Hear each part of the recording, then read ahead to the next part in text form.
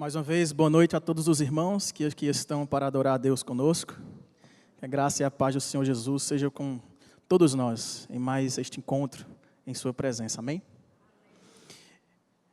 Eu conversava com minha esposa esses dias que, através dos séculos, as pessoas buscam constantemente descobrir o futuro. Era mais ou menos o que eu conversava aqui com as crianças. Existe uma ansiedade no coração do ser humano de ter o controle da história, de saber o que vai acontecer, de se preparar para isso, ou simplesmente para não ser pego de surpresa, né? Não ter reveses inesperados. E nós observamos o quão esse desejo de conhecer aquilo que Deus não revelou, ou que pelo menos não foi revelado pelos meios os quais Deus aprova em sua palavra, o quanto isso leva pessoas a um desespero, a um sentimento de insegurança, de não poder conhecer aquilo que para ele agora é misterioso. Basta nós andarmos aqui na Epitácio Pessoa para percebermos que todos os postes, pelo menos a maior parte deles, são preenchidos de propagandas, de pessoas que se oferecem como um serviço de descobrir o seu futuro, de descobrir o amanhã, né? De trazer à tona segredos do coração, né? De trazer à tona aquilo que foi perdido e trazer de volta para que seja encontrado. Esses dias, eu acho que há 2 semanas, teve um acidente bem grave, faleceu uma pessoa aí na Epitácio Pessoa, e o poste foi derrubado. No outro dia eu passei lá e o poste novo já estava com essas propagandas. As pessoas realmente buscam isso, buscam esse tipo de serviço. E ao longo da história, o próprio povo de Deus, irmãos, foi refém desse tipo de prática. Vez ou outra, esse povo de Deus, o povo de Israel, se via envolvido com tais práticas, buscando tais práticas, se misturando com outros povos pagãos que faziam da adivinhação, da magia, do espiritismo, algo que eles poderiam se apegar para conhecer o futuro e para conquistar os seus objetivos. Porém, Deus, em sua palavra, sempre abominou tal tipo de recurso. Isso para Deus é uma abominação. E Deus chamou constantemente o povo para se arrepender de tal prática e para correr a largo, sair de perto desse tipo de recurso, porque isso não foi dado por Deus, e sim por espíritos enganosos, para trazer engano ao coração das pessoas. Eu quero convidar os irmãos a abrirem o único recurso pelo qual nós temos hoje a revelação plena e final que Deus nos deu, a sua palavra. Lá no livro de Deuteronômio, capítulo 18, para juntos lermos o que Deus tem a nos dizer nessa noite, para que possamos guiar e direcionar a nossa vida de acordo com a voz de Deus e não com a voz dos homens. Deuteronômio, capítulo 18, nós leremos os versos 15 a 19. Temos diante de nós uma profecia que fala sobre profecia. Veja o que Deus diz aí a partir do verso 15. O Senhor teu Deus te suscitará um profeta do meio de ti, de teus irmãos, semelhante a mim. A ele ouvirás. Segundo tudo o que pediste ao Senhor teu Deus em Horebe, quando reunido o povo, não ouvirei mais a voz do Senhor meu Deus, nem mais verei este grande fogo, para que não morra. Então o Senhor me disse: falaram bem aquilo que disseram. Suscitar-lhes-ei um profeta do meio de seus irmãos, semelhante a ti, em cuja boca porei as minhas palavras, e ele lhes falará tudo o que eu lhe ordenar. De todo aquele que não ouvir as minhas palavras, que ele falar em meu nome, disso lhe pedirei contas. Aqui Moisés se dirige ao povo para falar daquilo que Deus revelaria por meio das profecias que lhe estavam reservadas. Vamos orar ao Senhor para que Ele fale conosco nesta profecia e nos dê aquilo que precisamos ouvir, para que direcionemos a nossa vida de acordo com a sua vontade, que já nos foi revelada. Ó Deus, mais uma vez, Pai, nós abrimos a Bíblia e queremos contar com o Espírito Santo, que a inspirou, para que possamos ser iluminados em nosso entendimento e termos nossos corações abertos e feitos terras férteis para receber a semente do Evangelho. que ele possa lá germinar, fazer morada, frutificar para a glória do teu nome. Pois é assim que nós oramos ao Senhor e te agradecemos em nome de Jesus. Amém. Irmãos, o livro no qual acabamos de ler essa porção, Deuteronômio, é o 5º livro desta porção da Bíblia que inicia a Bíblia, dos 5 primeiros livros, conhecidos como Pentateuco, ou simplesmente Torá, chamados também de os livros da lei de Deus. Essa coleção dos 5 primeiros livros trazem a história da redenção, desde a criação, apontando para a queda em pecado dos primeiros pais, de Adão e Eva, lá no Jardim do Éden. Eles mostram também a revelação da solução redentora que Deus traria num descendente, filho, descendente de Adão e Eva. Mostra também a formação de um povo. Deus criou o homem, mas dentre esses homens, esses descendentes, Deus chamou para si um povo, para ser chamado povo escolhido, povo seu. Fez uma aliança com este povo, abençoou este povo. Porém, este povo se rebelou contra Deus e caiu em desgraça, tendo sido feito escravo na terra do Egito. Por mais de 400 anos esse povo foi escravizado. Mas esses livros contam a história deste resgate, do êxodo do povo saindo do Egito em direção a uma terra que Deus havia prometido, a terra de Canaã, que manaria leite e mel, a terra da bênção de Deus para um povo que não merecia.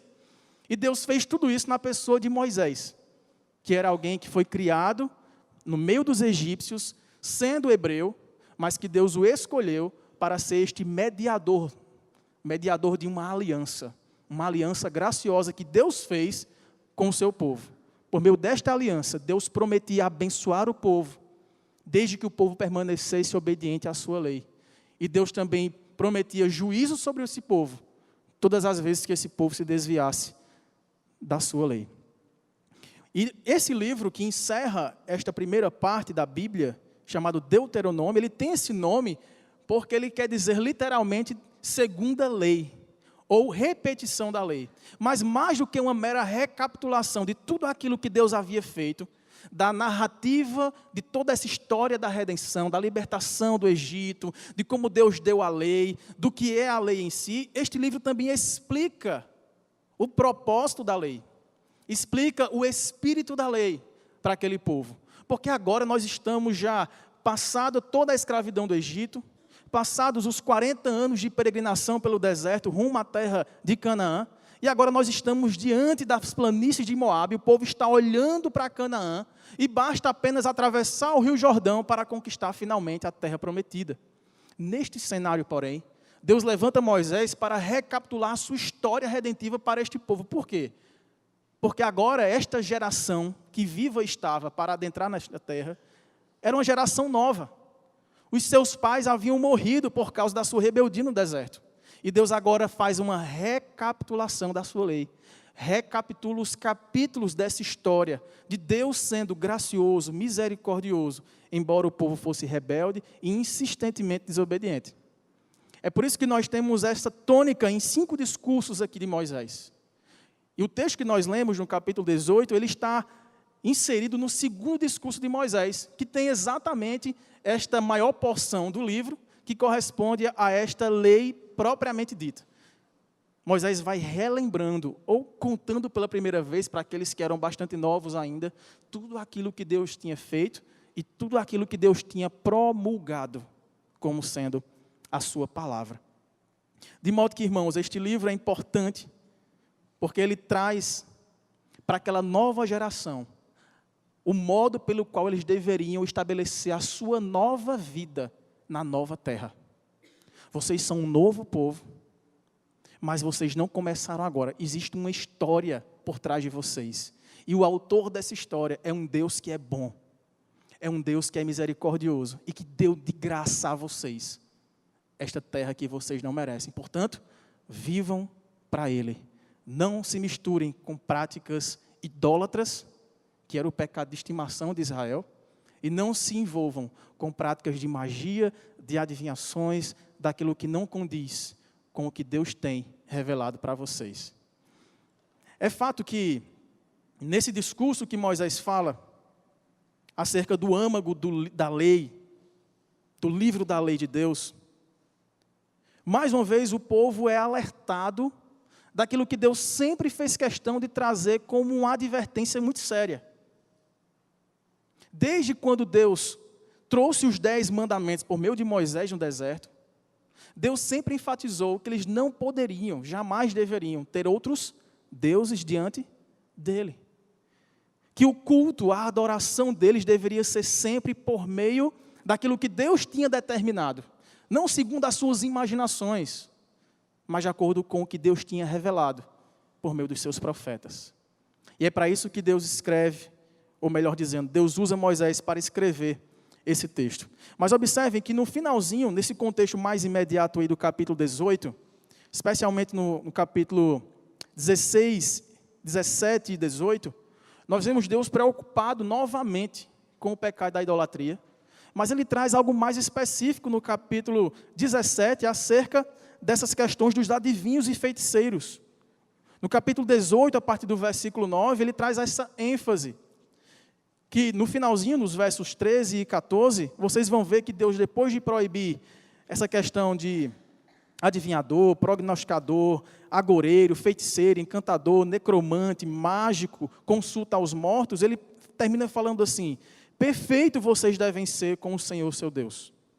Porque estas nações, as que vocês vão conviver, os cananeus, elas são feitas por prognosticadores e adivinhadores. Porém, a ti, Israel, o Senhor teu Deus não permitiu tal coisa. E a partir do verso 15, que é o verso onde nós começamos nossa leitura, Moisés reitera o modo pelo qual o povo deveria conhecer o futuro, deveria conhecer a verdade de Deus, os seus planos, que era somente por meio da palavra dos seus profetas, por meio daquilo que Deus de fato tinha revelado. Eu gostaria de resumir esta seção que nós lemos, os versos 15 a 19, com uma expressão simples. O que Moisés está dizendo para o povo é: ouçam o profeta. Não procurem as demais coisas. Não façam como os demais povos. Ouçam o profeta. E a pergunta que nós fazemos agora é: quem é este profeta? Quais os atributos deste profeta que é verdadeiro? O primeiro atributo que eu vejo, irmãos, logo no verso 15, é que este profeta deveria pertencer ao povo de Deus.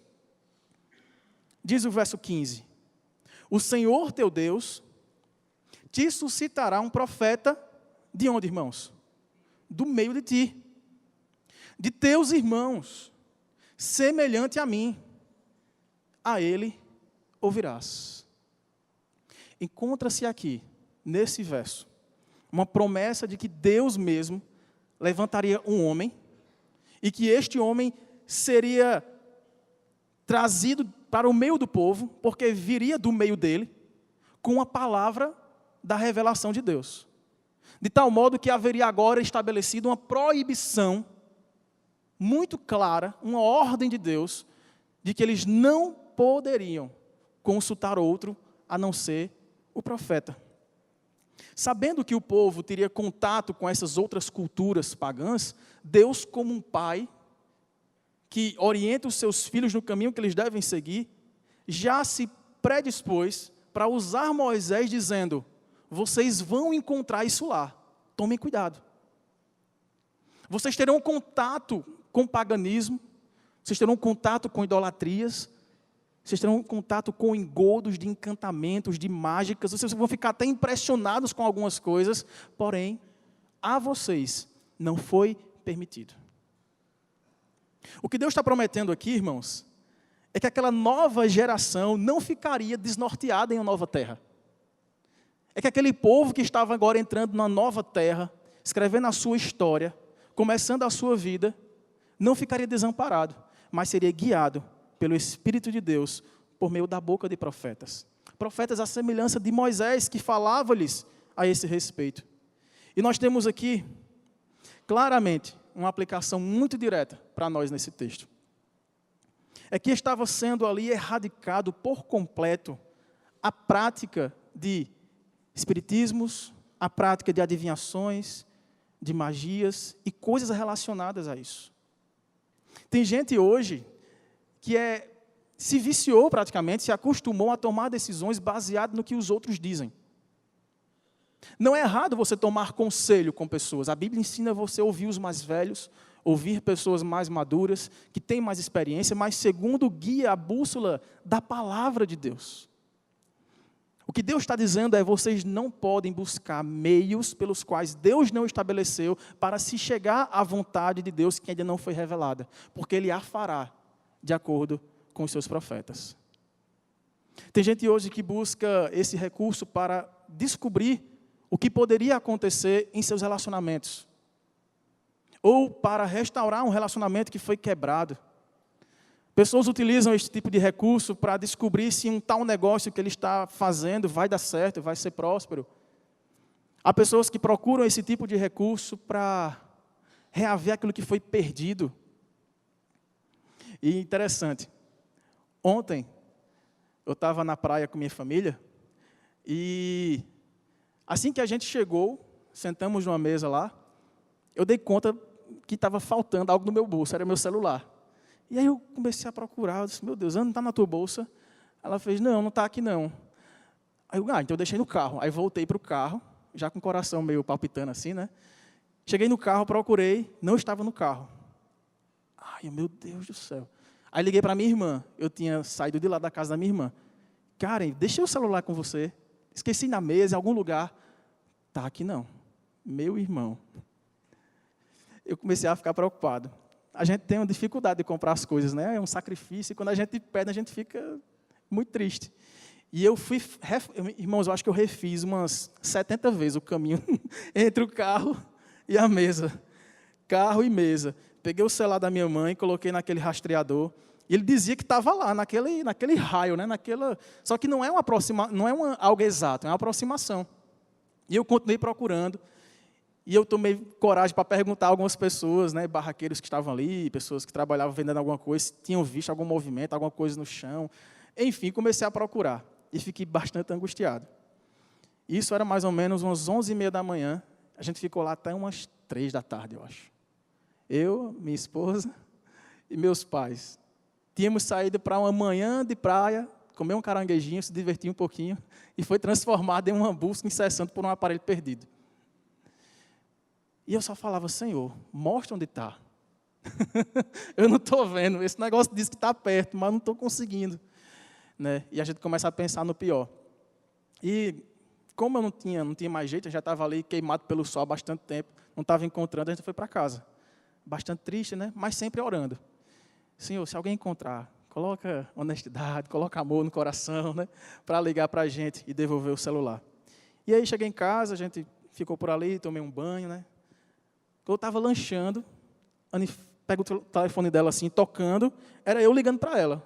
Ou seja, era o meu número lá, alguém tinha pego. A gente ficou tudo assim, atendemos, e a pessoa disse: olha, eu sou a pessoa que encontrou o seu celular. Eu disse: graças a Deus por sua vida, você está onde? Eu fiz: não, eu estou aqui. E aí falou exatamente o local onde a gente estava, onde a gente tinha perdido, né? E aí eu cheguei lá e a pessoa nem pediu recompensa, né, nem nada, e Deus abençoou para que, de fato, esse celular fosse resgatado. Mas, irmãos, a quem eu poderia recorrer naquela hora? Se não a Deus. Aquele que tudo vê, aquele que tudo sabe. A gente não entende, às vezes, o propósito disso. Não é? Saímos de casa, em família, para uma manhã, sair um pouquinho da correria, descansar um pouco, conversar, um programa em família, e de repente acontece uma coisa dessa. Deus tem algum propósito. Nem que seja para aquele homem que encontrou o celular ouvir aquilo que eu falei para ele depois.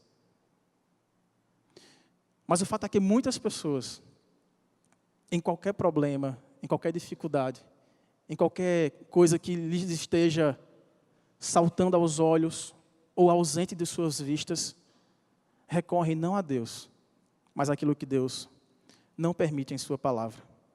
Aqueles irmãos, aqueles israelitas que estavam prestes a receber o presente da entrada na nova terra, precisavam colocar Deus como prioridade em suas vidas.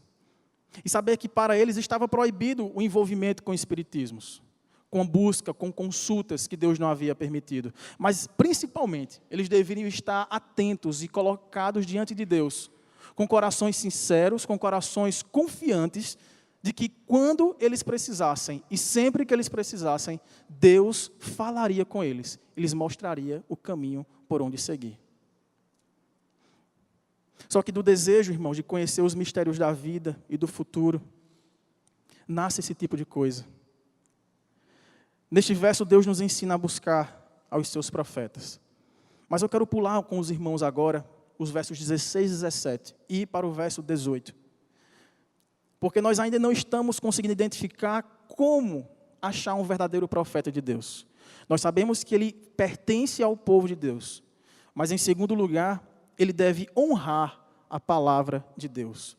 Versos 18 e 19.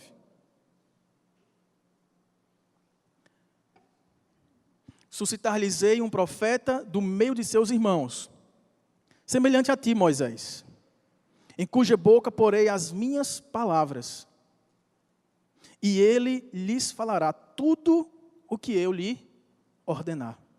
De todo aquele que não ouvir as minhas palavras, que ele falar em meu nome, disso lhe pedirei contas. O que Moisés estava transmitindo para o povo é que mesmo em meio ao povo poderia surgir falsos profetas. Como identificar um verdadeiro profeta? Se este profeta falaria da parte de Deus o que Deus havia já falado por meio de outras pessoas. Se esse profeta honraria a palavra de Deus, não falando do seu próprio coração, mas com a autenticidade do alto, falando acerca do que da boca de Deus havia saído para a sua boca. Essas palavras, segundo o verso 22 apontam, elas se cumpririam de forma infalível. Veja, sabe que quando esse profeta verdadeiro, falar em nome do Senhor, e a palavra dele, se não cumprir, nem suceder como profetizou, esta palavra que o Senhor não disse, ou esta é a palavra que o Senhor não disse. Com soberba a falou o tal profeta, não tenhas temor dele. Haverá muitos profetas, mas se alguém se levantar e dizer o que Deus não disse, e não aconteceu o que Deus não falou que ia acontecer, este tal profeta não é do Senhor. Veja que os verdadeiros profetas são aqueles que ouvem e falam acerca do que Deus lhes revelou. Abra, por favor, sua Bíblia no profeta Isaías, o verdadeiro profeta de Deus. Isaías capítulo 8. Ele faz um contraste interessante aqui, acerca dos verdadeiros profetas e dos falsos profetas. Isaías capítulo 8. Versículos 19 e 20.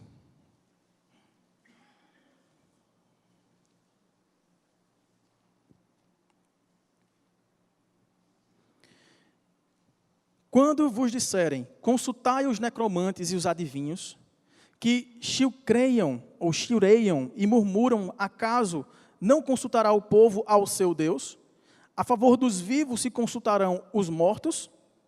Aí ele vai dizer qual é o verdadeiro modo de se buscar. A lei e ao testemunho. Se eles não falarem desta maneira, jamais verão a alva. Os verdadeiros profetas são aqueles que verão a alva, que falam da parte de Deus, e aqueles que ouvem e os seguem verão a alva, viverão. Agora veja o contraste nos versos seguintes, versos 21 e 22. Passarão pela terra duramente, oprimidos e famintos, e será que quando tiverem fome, enfurecendo-se, amaldiçoarão ao seu rei e ao seu Deus, olhando para cima. Olharão para a terra, e eis aí a angústia, a escuridão e sombras de ansiedade, e serão lançados para densas trevas. Esse é o fim daqueles que ouvem a falsos profetas, que seguem a falsos profetas. Porque são aqueles que não baseiam aquilo que eles ensinam na Bíblia, na palavra revelada de Deus. Por outro lado, irmãos, os falsos profetas que desonram a palavra de Deus, fazem o que aconteceu algumas vezes. Não sei se os irmãos têm um histórico aqui de frequentar alguns retetés, como a gente chama aqui na Paraíba, mas eu já fui desses que visitava alguns movimentos, E aí, em minha cidade natal, em Campina Grande, logo que eu comecei um namoro com a Anne, E a gente foi para uma vigília, porque um amigo meu, um amigo da minha família, depois de uma vida bem difícil, de vários vícios e de muita coisa trágica na sua família, ele havia se convertido. A gente orava por ele desde pequenos. E ele havia se convertido e ele me chamou para essa vigília que ele estava frequentando. E eu fui todo feliz, levei Anne comigo. E chegando lá, eu vi uma cena que eu fiquei logo irado e quis sair de lá. Porque embora eu procurasse alguns retetés naquela época, mas eu tinha noção, né? E aí, aquela pessoa pegou a Bíblia assim, foi a primeira coisa que ele fez quando começou a palavra. Pegou a Bíblia e disse assim, tá vendo isso aqui? Aí, jogou assim na cadeira. Isso aqui não vale nada enquanto não houver o rema, a palavra proclamada da boca do profeta. Meu irmão, ele jogou a Bíblia no chão. Só não foi no chão porque tinha uma cadeira. Eu olhei para a Anne assim, Anne, vamos embora. Disse, não, eu quero ver onde é que isso vai parar. E aí, irmãos, a gente viu muita coisa ali. O que a gente não viu foi aquela pessoa honrando a palavra. Seus ensinos, tudo aquilo que ele mostrava ali, eram achismos, eram opiniões que divergiam daquilo que Deus havia revelado. Houve tentativa até de, aquela quedinha, né, para trás. Eu disse, Anne, bota um pé atrás. Já fica aqui na sustentação, né? E eu com a mãozinha nas costas dela, segurando. Aí ele tentando, né, e não estava conseguindo. Aí ele olhou para trás. Não, pode soltar ela. Né, pode estar protegendo minha esposa, né, futura esposa. E aí ele não conseguiu derrubar e não conseguiu fazer muitas outras coisas ali. E eu percebia o constrangimento daquele meu amigo, que havia crescido no Evangelho até certa idade, quando criança, conhecia a palavra, havia saído dos caminhos de Deus e havia me convidado para celebrar a sua conversão numa vigília que os amigos dele haviam convidado. Irmãos, a gente cansa de ver isso. Talvez não dessa forma tão teatral, mas na sutileza da doutrina, no ensino, no conselho de uma pessoa que às vezes até tem boa intenção de ajudar a gente, dar um bom conselho, de abrir a palavra, de mostrar uma promessa de Deus. Quem nunca aqui teve aquela caixinha de promessas? Com papelzinhos assim, bem pequenininhos, todo colorido. Acho que não é tempo de vocês não, né? O pessoal que converteu há menos tempo. Mas os mais antigos aqui devem lembrar. Havia uma caixinha toda colorida chamada caixinha de promessas. Não tinha uma exortação, uma coisa ruim, era só coisa boa. Você vai comer o melhor da terra. Então, você puxava uma por dia e você sorria para o seu dia, né? Ganhei o dia, Deus vai me abençoar. Né? Aonde eu for, meus inimigos estarão debaixo dos meus pés e por aí adiante. Na boa intenção, irmãos, às vezes de a gente conseguir um bom conselho, uma boa palavra que nos traga esperança, a gente acaba negligenciando aquilo que Deus já nos disse. O que a sua palavra já revelou. A gente deve manter e cultivar em nosso coração um apreço por esta palavra. Porque ela foi inspirada, soprada por Deus, por meio dos seus homens, dos seus servos, ao longo da história, para que fosse fonte de sabedoria para mim e para você, irmãos. Esse apreço que nós devemos ter é um apreço que o salmista tinha. Nós não sabemos quem foi que escreveu, o Salmo 119. Abra, por favor, sua Bíblia, voltando um pouquinho aí de Isaías, né? Salmo 119. Este é um salmo que todo ele é o maior salmo da Bíblia. Mas todo ele exalta, louva a Deus por causa da sua palavra, da revelação da sua palavra. No hebraico, na língua hebraica, né, pastor Tiago, nós temos 22 letras. Este salmo tem 22 estrofes. Cada estrofe contém 8 versos.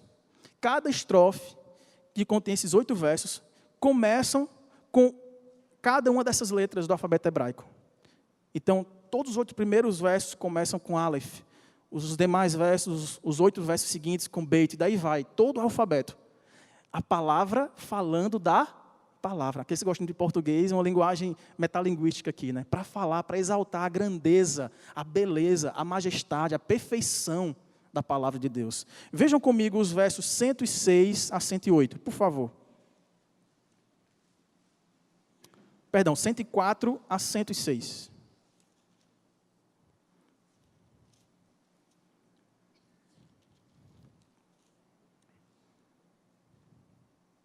Por meio dos seus preceitos, eu consigo entendimento.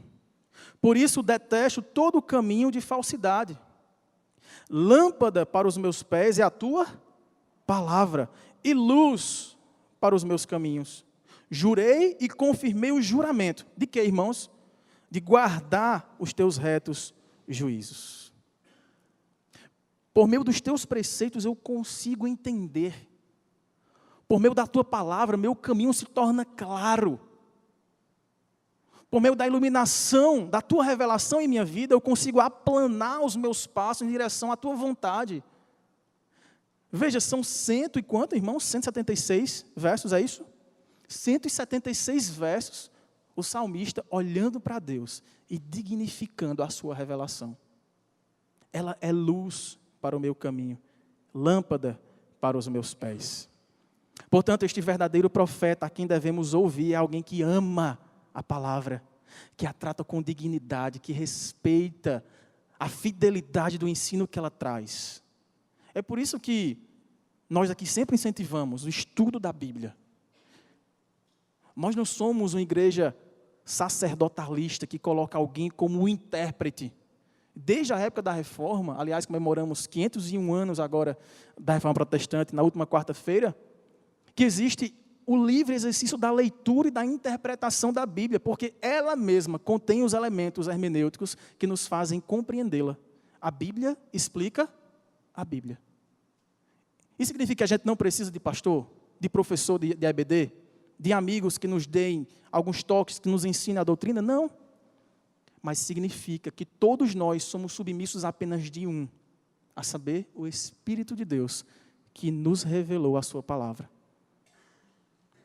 Perceba, se essa pessoa a quem você quer ouvir, além de amar a palavra, busca interpretá-la fielmente e se mostra dependente dela e dependente do Espírito de Deus para compreendê-la, estando sempre pronto a reconhecer as suas falhas quando errar a interpretação e de humildemente pedir perdão pelos seus erros. Um verdadeiro profeta ama e se submete à palavra de Deus. O fim dele é vida. E todos aqueles que o seguem verão a alva. Amém, irmãos? Por fim, o terceiro atributo que eu encontro nesse texto aí, voltando lá para os versos 16 e 17 do nosso texto, é que este verdadeiro profeta, ele media a aliança de Deus com os homens. Diz o texto: segundo tudo o que pediste ao Senhor, povo de Israel, teu Deus em Horebe, quando reunido o povo, não ouvirei mais a voz do Senhor, meu Deus, nem mais verei este grande fogo, para que não morra. Então o Senhor me disse: falaram bem aquilo que disseram. A que Moisés aqui está se referindo em sua profecia vinda de Deus? Houve um momento na história que o povo olhou para Deus e falou: não, Deus, não fala com a gente não. Lembra desse evento? Está em algum livro aqui anterior, Êxodo. Abra lá a sua Bíblia, por favor, irmão. Êxodo capítulo 19. Quando Deus estava prestes a revelar os seus 10 mandamentos, houve um evento assim assombroso. E o povo temeu tanto que disse: Deus, não quero ouvir sua voz. Fala com Moisés e deixa que Moisés fale com a gente, porque a gente está morrendo de medo aqui. Veja aí, Êxodo 19, a partir do verso 16.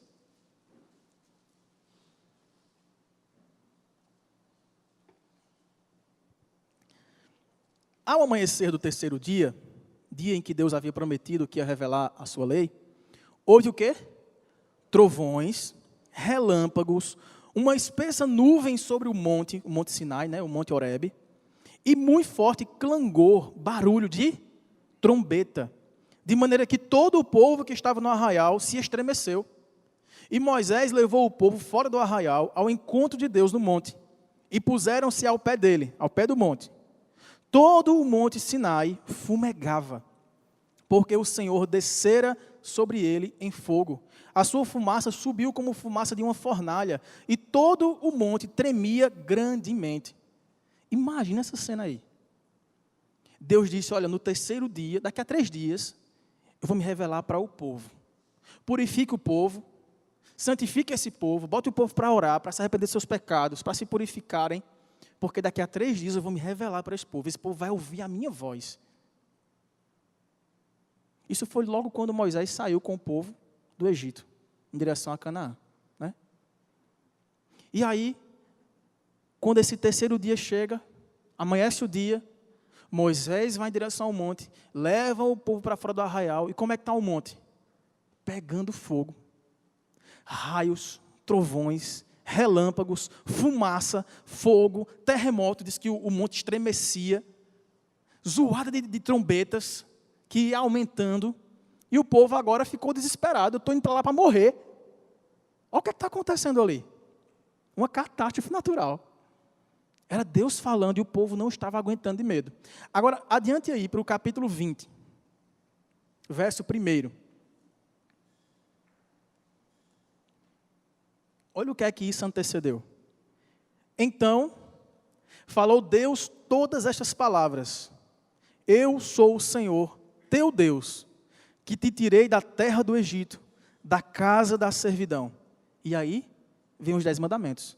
Não terás outros deuses diante de mim. Não farás para ti imagem de escultura. E aí segue os 10 mandamentos. Agora veja os versos 18 a 21, desse mesmo capítulo 20. Olha a reação do povo. O povo ouviu a Deus, né? E aí todo o povo presenciou os trovões, e os relâmpagos, e o clangor da trombeta, e o monte fumegante. E o povo, observando, se estremeceu e ficou o quê? De longe. Pode projetar. Êxodo 20, vamos ler o verso 19 agora. Disseram a Moisés, fala-nos tu, e te ouviremos. Porém, não fale Deus conosco, para que não morramos. Respondeu Moisés ao povo, não temais, Deus veio para nos provar, e para que o seu temor esteja sim diante de vós, a fim de que não pequeis. O povo estava de longe, em pé. Moisés, porém, se chegou à nuvem escura onde Deus estava. Irmãos, o que é que se espera de um povo que ouve Deus falar e não apenas ouve, vê a manifestação drástica, visível, audível, de Deus se revelando no monte, a fim de que eles, temendo a Deus, não pecassem. O que se espera desse povo? Que eles não pecassem. Deus está aqui. Deus falou com a gente. Deus é poderoso. Deus pode revelar a sua grandeza, o seu poder, a sua força, o seu furor contra o pecado. Portanto, temamos. Pensemos 2 vezes, coloca o pezinho atrás para não cair em pecado. Agora veja o que o povo fez. Adiante agora para alguns capítulos aí. Êxodo capítulo 32.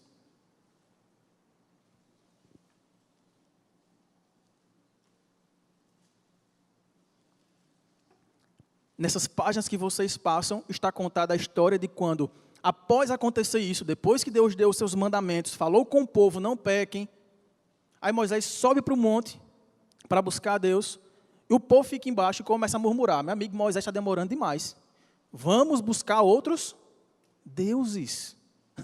Dá para acreditar nisso? Veja aí, Êxodo 32, verso 1.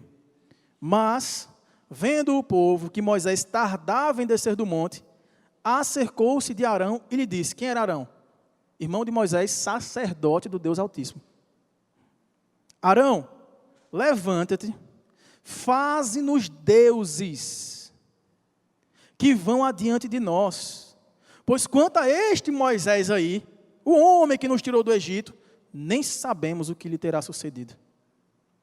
E aí o restante da história dos irmãos conhece. Fizeram o que, irmãos? Um bezerro de ouro.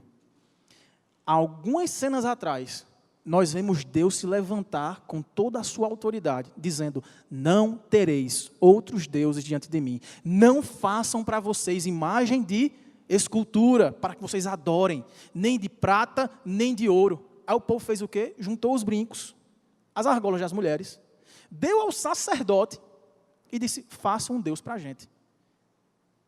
Aí o sacerdote vai, funde aqueles brincos e faz um bezerro de ouro. O povo olha para o bezerro e diz assim, esse bezerro, esses deuses, tiraram a gente do Egito. Verso 6.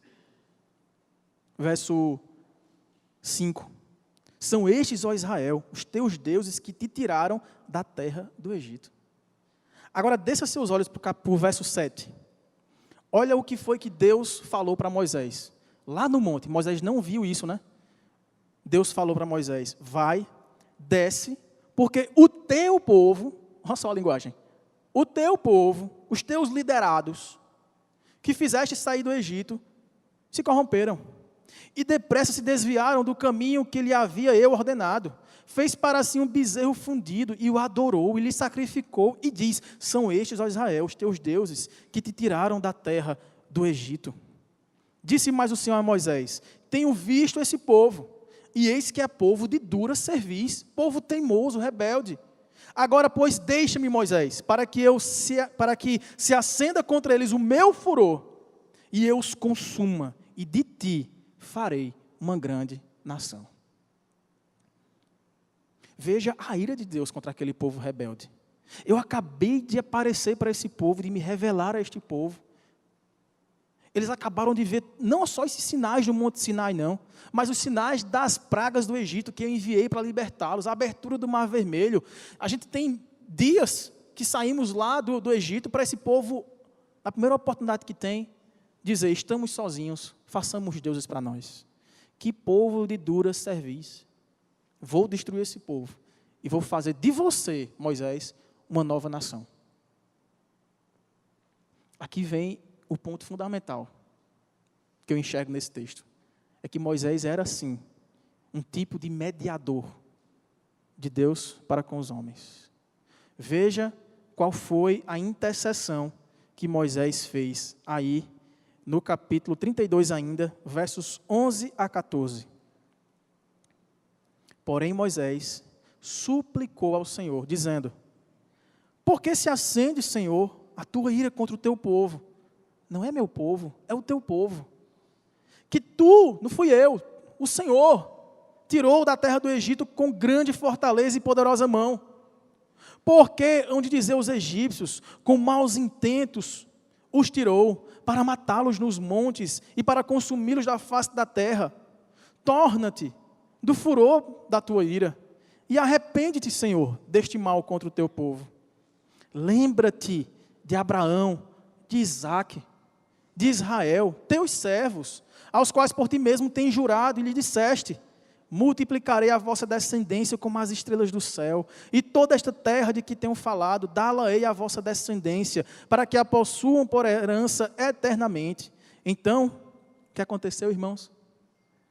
Se arrependeu o Senhor do mal que dissera havia de fazer ao povo. De maneira muito rápida, eu quero mostrar aos irmãos dois argumentos que Moisés utilizou-se deles para interceder a Deus pelo povo. O primeiro deles é o argumento da redenção. Deus, o que é que o povo vai dizer ao olhar para esta cena de Jeová ter tirado o povo do Egito para morrer no deserto? O Deus que havia prometido fazer desta nação, deste povo, tão numeroso como as estrelas do céu, como a areia do mar, e de repente destruir esse povo. Deus, lembra-te que foi o Senhor quem chamou este povo para ser teu. E lembra que sempre o Senhor tratou esse povo com graça e não com méritos. Porque por méritos o Senhor já teria destruído há muito tempo. Não teria sobrado nada no dilúvio, nem para contar a história. O Senhor é gracioso. O Senhor chamou esse povo para a redenção. E aí nas palavras de apóstolo Paulo, Romanos capítulo 5, Deus nos amou quando nós éramos ainda pecadores. Quando nós éramos seus inimigos, Deus provou o seu amor para conosco. Mas o segundo argumento que ele usa é o argumento do pacto da graça, da aliança que Deus havia feito com eles. Ele cita 3 personagens aí, não é? Quais são eles? Lembra-te, Senhor, de Abraão, Isaque e Israel. Veja que ele nem fala Jacó.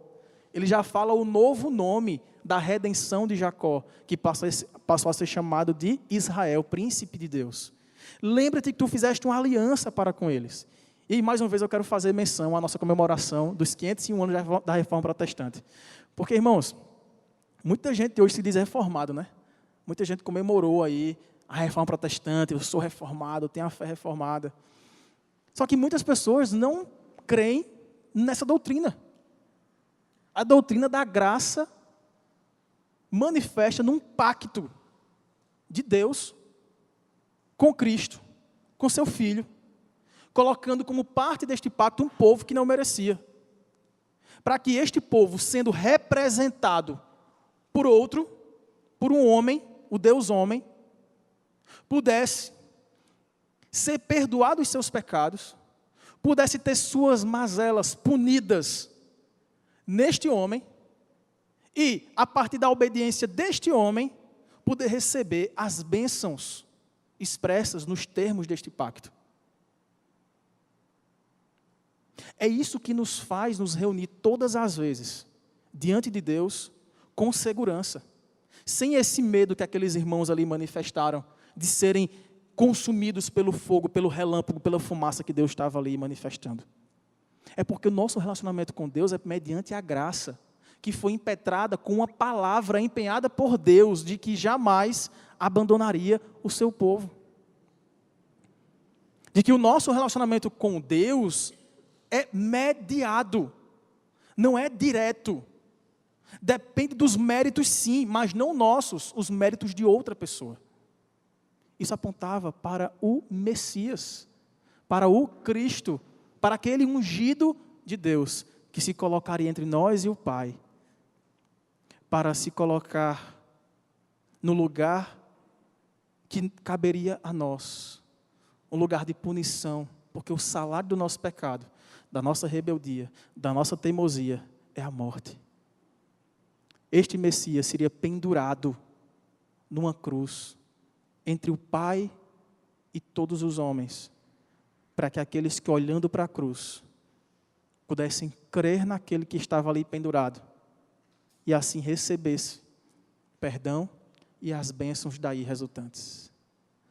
Esta é a nossa doutrina fundamental, e é a isso que Moisés se apega neste momento. O que é que faria Deus desviar o seu furor? O furor de Deus recairia, sim, mas sobre quem? Não poderia ser sobre o povo. Deus não destruiria o povo, havia a palavra empenhada de que permaneceria fiel. O Deus que começou a boa obra haveria de completá-la até o último dia. Moisés se lembra que havia uma aliança estabelecida. E Deus não é homem para que minta, nem filho do homem para que se arrependa. Só que, nessa argumentação de Moisés, o que é que o texto diz, irmãos, no verso 14? Deus o quê? Se arrependeu de todo o mal que dissera havia de fazer ao povo. Este é o resultado da mediação. Quando o narrador diz que Deus se arrependeu do mal que haveria de fazer, ele está usando uma linguagem de acomodação aqui. Se não fosse assim, nós não entenderíamos esta revelação tal qual está contada para a gente. Não existe uma palavra em nossa língua que pudesse expressar aquilo que Deus estava sentindo neste momento, em que Ele decidiu, não naquela hora, mas desde toda a eternidade, desviar o seu furor, para tirar a sua mira a laser do povo e colocar a sua mira no mediador, no representante do povo. É que Deus, tendo estabelecido os seus planos eternos, estava se revelando para o povo. E o povo deveria sempre se lembrar que Deus leva a sério o pecado. Que Deus odeia sim o mal, a infidelidade, a idolatria, a busca por outras coisas para se descobrir o que de Deus apenas se pode ter, que é a sua revelação. E Deus coloca-se diante do povo, e Moisés, narrando para a gente, diz, e ele se arrependeu. Nessa, a gente chama na teologia de linguagem antropopática, na teologia nós estudamos isso, atribuindo sentimentos humanos a Deus, para que a gente possa compreender o que é que está em jogo aqui? Deus tem em sua mente um propósito imutável, irmãos. Sempre certo, definido. Ele odeia o pecado e sim, condena pecadores à morte. Mas através da aliança que ele fez, ele condena aquele que representa os pecadores. Para que condenando aquele que sem pecado comprou a salvação para esse povo, possa manifestar a sua graça. Porque este é o nome dado à aliança que ele fez conosco. É uma aliança graciosa. Por isso que nós lemos aqui na contrição, Deus não nos trata de acordo com o que somos. Deus nos trata de acordo com o que somos em Cristo. Deus olha para mim e para você aqui. Ele não olha só quem nós somos por nós mesmos, senão, assim como aquele monte, estaremos fumegantes de sua ira. Deus nos olha através do seu Filho. É nele que nós temos salvação. Caminhando para o fim, conquanto a gente possa aplicar esta passagem, irmãos, a todos esses profetas veterotestamentários que passaram de Moisés adiante, Samuel, Elias e todos que vieram, Isaías, Ezequiel, que foram boca de Deus para o povo. Tudo isso aqui aponta para algo muito maior, para um profeta por excelência, que seria maior até do que Moisés. Quem interpretou isso? Abra aí, por favor, em Atos, capítulo 3.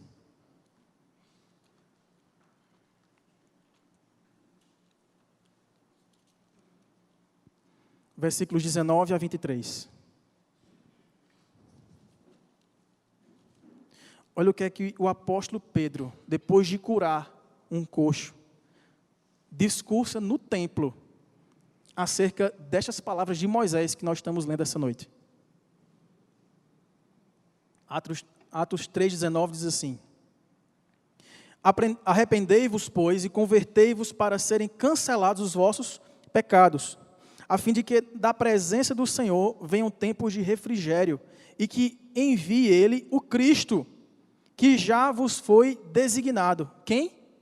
Jesus, ao qual é necessário que o céu receba, até aos tempos da restauração de todas as coisas, de que Deus falou por boca dos seus santos profetas desde a antiguidade. Olha agora, disse na verdade Moisés: o Senhor Deus vos suscitará dentre vossos irmãos um profeta semelhante a mim.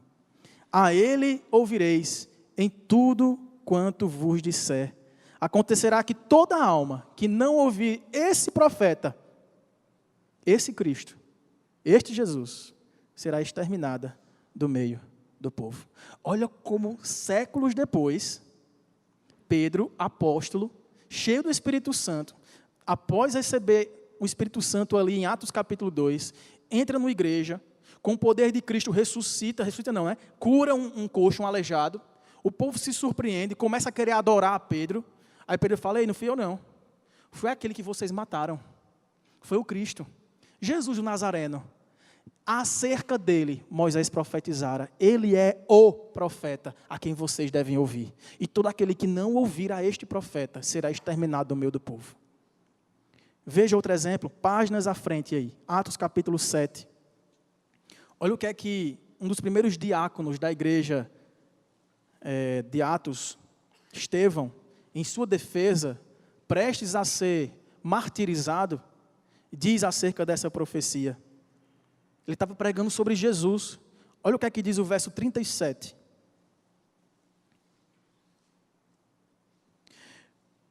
Foi quem, irmãos? Moisés quem disse aos filhos de Israel: Deus vos suscitará dentre vossos irmãos um profeta semelhante a mim. Este Cristo que eu tenho pregado, por nome Jesus, filho de filho de José, filho de Maria, esse que vocês conhecem, que vocês acusaram de ser blasfemo, que morreu numa cruz, este é o profeta a quem devamos dar ouvidos.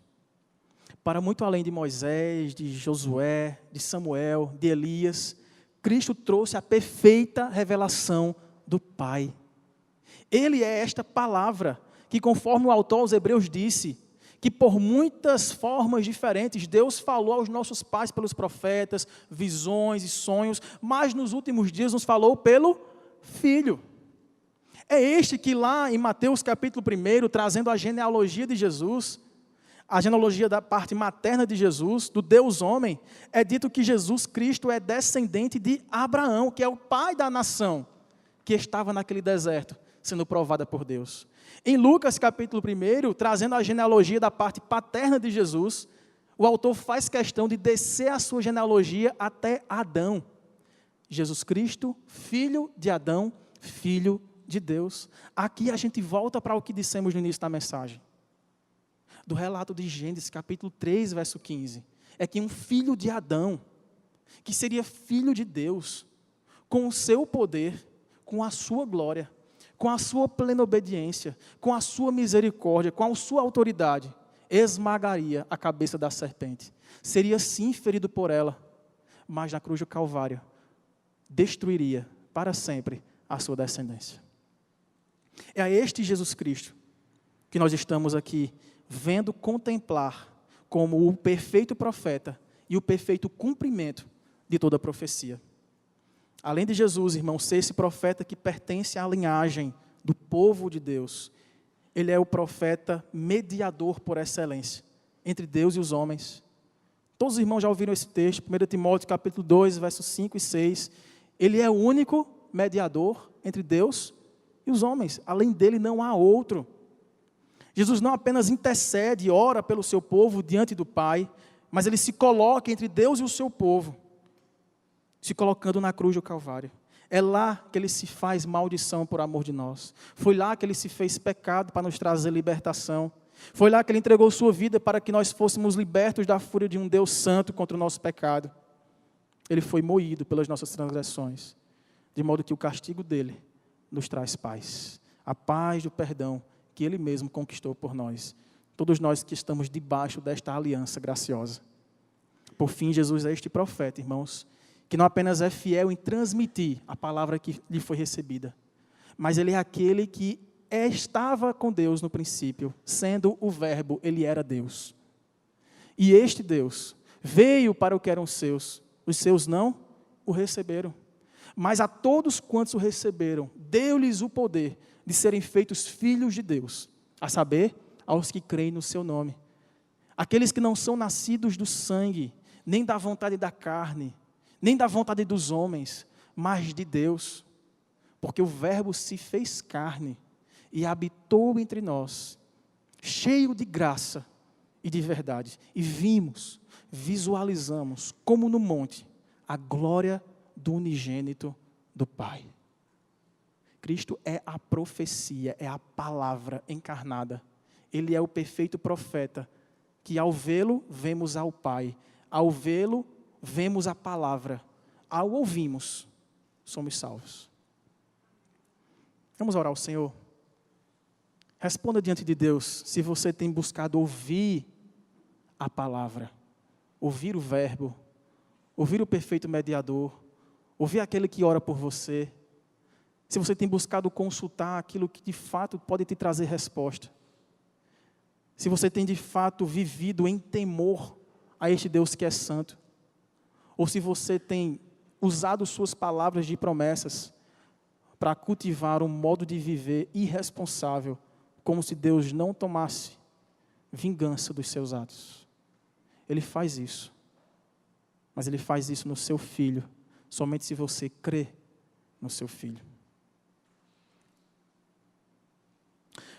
Nosso Deus e Pai, ao longo da vida nós já ouvimos e ainda ouviremos muitas vozes, muitas propostas, muitos conselhos, mas nenhuma voz, nenhuma palavra se compara à tua. Nenhuma palavra tem mais valor do que aquela que tem poder para nos dar salvação e nos conduzir pelo verdadeiro caminho que conduz à vida eterna com Deus. Nós queremos ouvir a Teu Filho. Queremos ouvi-lo através destas páginas. Queremos honrar a Tua palavra, buscar ao Senhor enquanto se pode achar, porque este verbo que se fez carne um dia voltará para resgatar aqueles que estão debaixo desta aliança, que são representados por Ele mesmo diante do Senhor.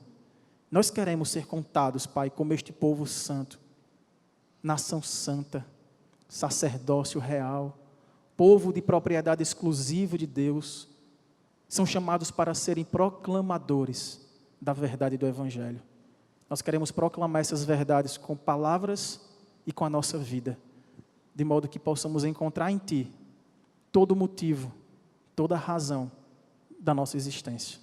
Confiamos no Senhor, fechamos nossos ouvidos aos falsos profetas e abrimos nosso coração para que reine em nós o Senhor Jesus Cristo. Que aquela obra que um dia o Senhor começou em nós, possa completá-la até o dia que Ele voltar para nos resgatar em glória. Pois é assim que Teu povo ora, Pai, e Te agradece por tão grande salvação, em nome de Jesus. Amém.